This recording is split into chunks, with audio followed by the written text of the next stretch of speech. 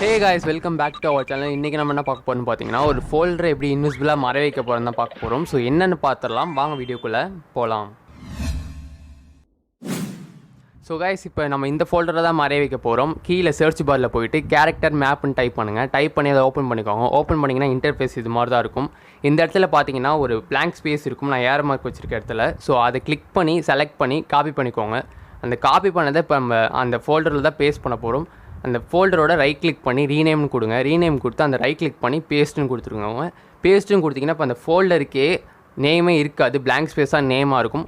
அதே மாதிரியே இப்போ ஃபோல்டர் ஐக்கானே நம்ம மறை வைக்கணும். ஸோ அதுக்காக என்ன பண்ண போகிறீங்கன்னா, ரைட் கிளிக் பண்ணி ப்ராப்பர்ட்டிஸ் போங்க. ப்ராப்பர்ட்டிஸ் போனீங்கன்னா கஸ்டமைஸ்னு இருக்கும். கீழே பார்த்தீங்கன்னா சேஞ்ச் ஐக்கான் இருக்கும்.